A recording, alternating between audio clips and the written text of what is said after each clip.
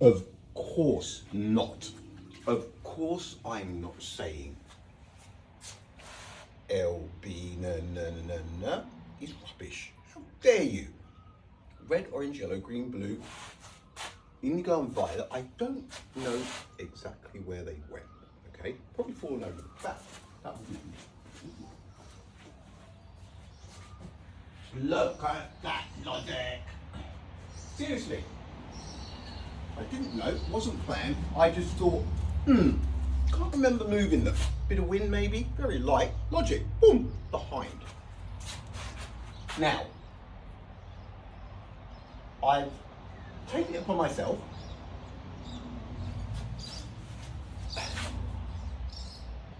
just to call everything rubbish, like I have been for quite some time. Now, the dark photon seems to be taking over some territory, but it's just more rubbish.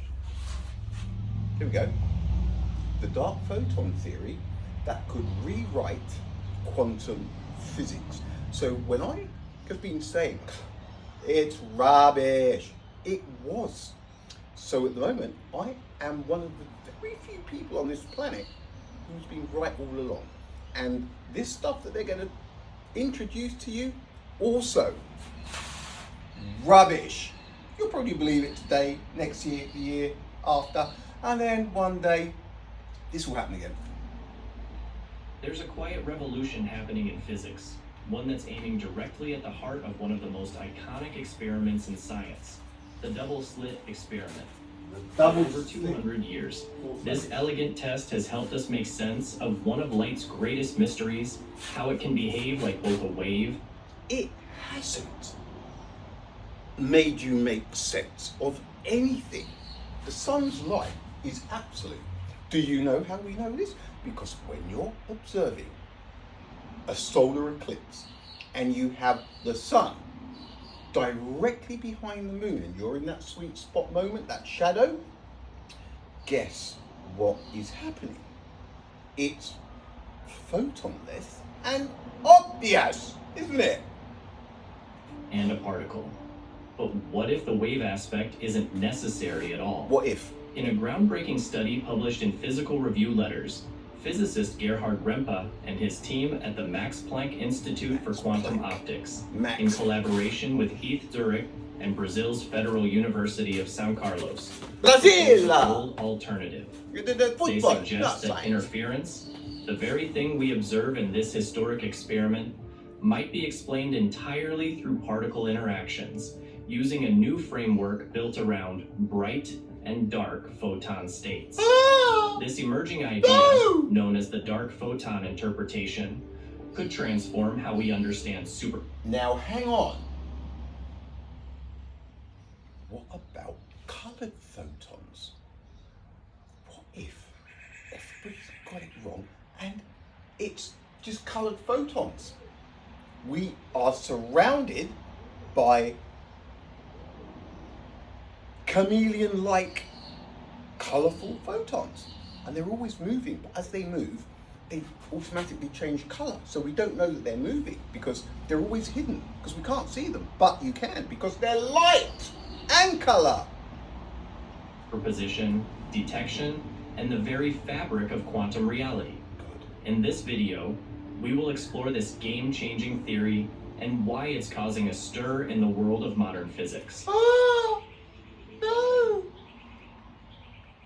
I would definitely Throw all of the books away, rewrite, see now, rewrite Google, and the people from 10 years ago starting to get into the Google thing now will not even ever know about the double slit, or they will. It'll be a little bit like Christian Huygens, won't it? Just some passing fad, and it will all be dark photons and super dark heavy photons. Easy start go. Losing 26 kilos has been Guys, amazing. I feel so much owe lighter. it to I your feel like I kids have a lot more to energy. warn them I just about. feel great. Eat healthier, live happier with lighter. I don't need to hear. Just listen to this. A dark photon interpretation of the double slit experiment. Next, we may have the nature of light all wrong. Our dark photons to blame. The light is a different kind of invisible. dark photon theory that could rewrite quantum physics. Dark photons and the fall of the double slit experiment. Ooh, that does sound pretty juicy. Let's just put the start on.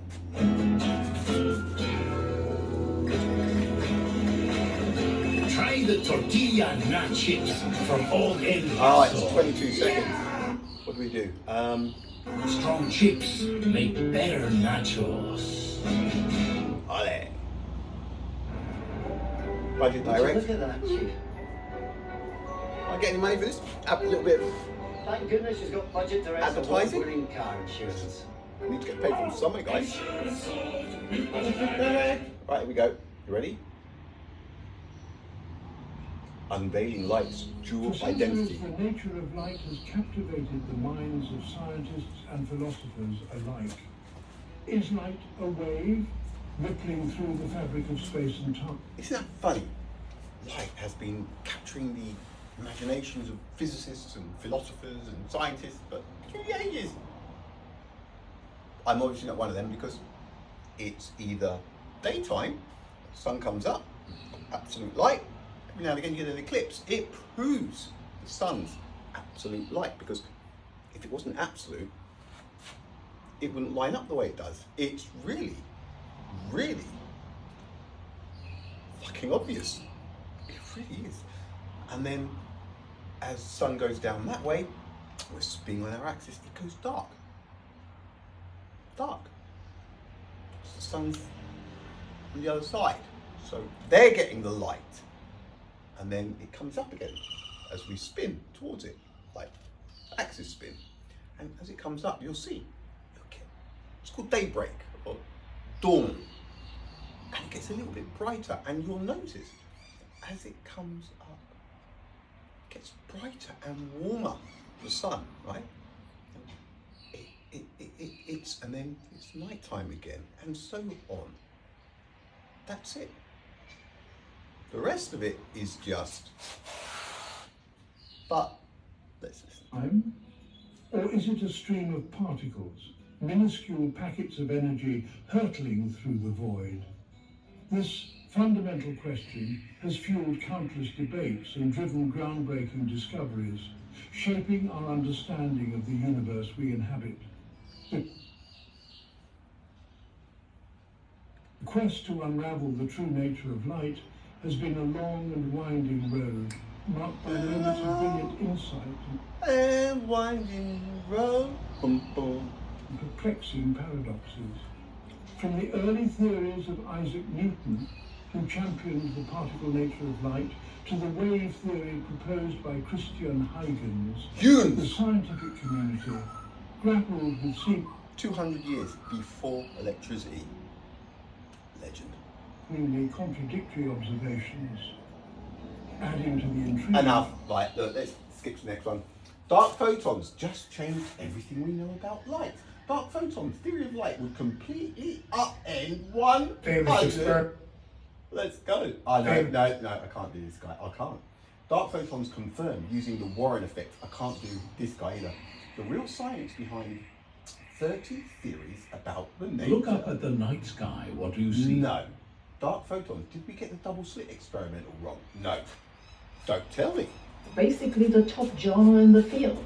So let's have a look. For the double slit experiment, one directs laser light at a plate with two microscopic slits. Stop it. That's the double slit. On a screen behind the slits, No. one then sees Who's an that? interference pattern Leave it alone of in the this dark, bright and huh? dark region. This is a typical wave phenomenon that you can also see in water waves. Oh, water when it's raining. And you can see the splash, you see little waves. That's the wave theory right there. Just like light. The wave, wet, water, poof. Just like light. Must be. People need to start thinking for yourself. Soon. I won't be here forever, okay? It's getting ridiculous. Dark photons, the mysterious hidden force. Could dark photons explain one of physics' biggest mysteries? I did the double slit experiment at home. Ooh, this changed my mind. Mind-blowing discovery. The truth about I can't do you, I'm afraid, Neil, not this early. Celso J. Villas-Boas, photons in the darkness. Photons in the darkness. We were all fooled. why the wave in quantum physics isn't When real. people do a study of No. When the wave quantum physics isn't real. No. Don't tell me. Grunt in the new diesel GWM Tank 300. See you out there. Absolutely. Hey Copilot, help me prepare for a program manager role. What are the types of questions I should ask? Who you asking? Oh.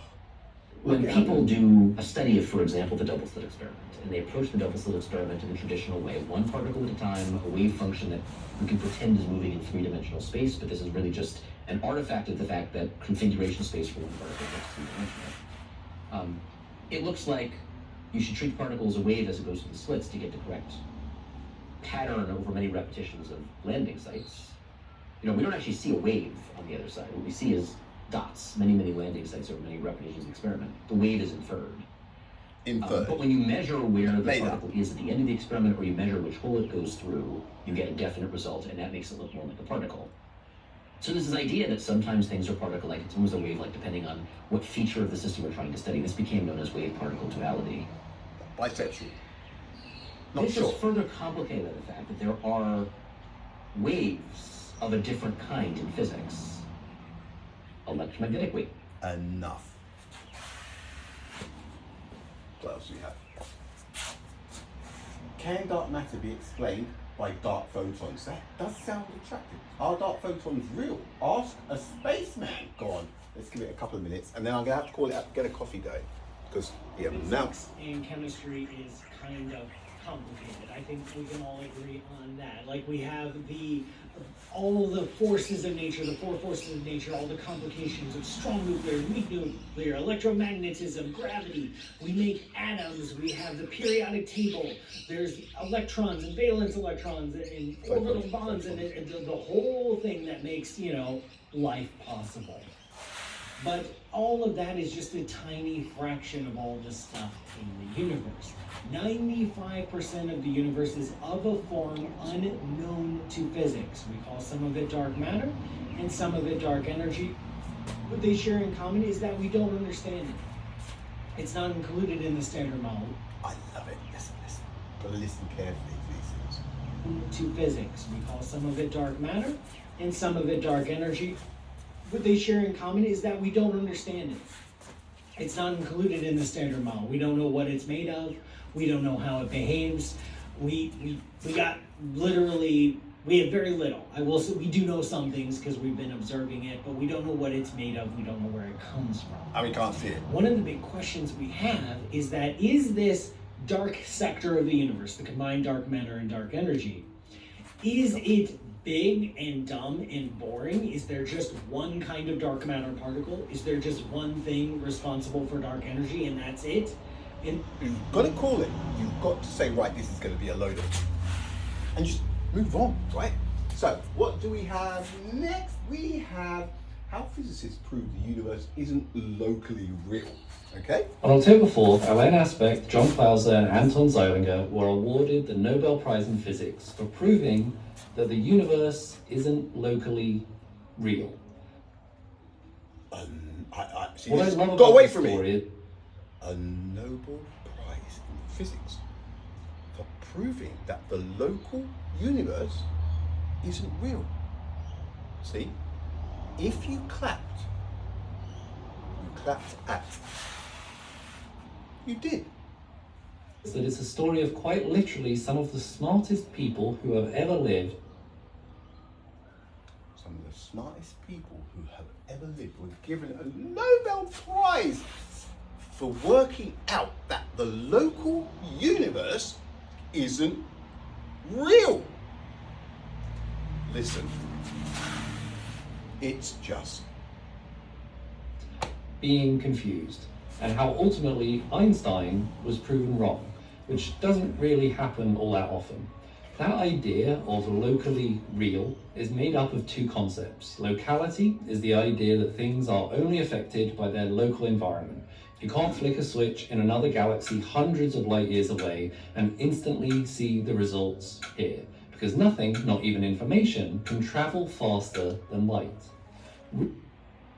And that is correct, because the light radiating from the sun is in fact absolute. How do we know this? During the solar eclipse, you've got the sun and the moon.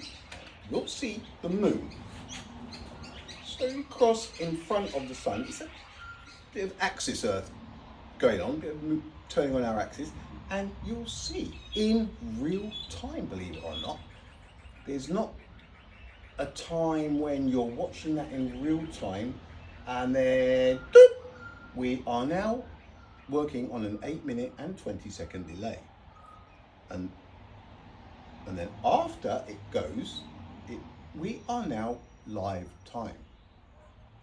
The solar eclipse, when you have the sun directly behind the moon, and you find yourself every now and again in that perfect sweet spot, you're perfectly lined up with the shadow, the moon, and the sun behind it. You know, because you've got the corona, you can see the sun right behind the moon. Oh, it hurts so bad, it's so obvious. It's absolute light, guys. No photons, no dark photons. It's absolute light. They are pulling your leg. Hello. Give me a couple more minutes and I'm going to go make myself a coffee. Realness, though, is much harder to explain, and that is the focus of the Nobel Prize. What is realness? Oh no. What is realness? Let's start close to the beginning, around the 1930s, where there were two paradigms, two ways of thinking about the physics of small things, like particles, atoms, electrons... I'm going to go make myself a coffee. This is just going to be enough. We know sun's light is absolute because during a solar eclipse, okay, you'll find that as we spin on our axis and the moon seems to move in front of the sun, that second that it starts to get in front of the sun, it will go darker. And there will come a time when all you'll see is the corona, the sun's corona, and the moon is directly in front of the sun. Do you know that that can only happen with absolute light? It's right there, big sun, big moon, right in your face. But no, apparently there are photons, and now possibly dark photons. Okay, now listen, I'm not going to be here forever, so you are going to have to start to recognize when you see it. Otherwise you're going to get led, you're going to end up wasting your whole life on absurdities. 18 minutes, it's more than I wanted, but I will be back. Laters.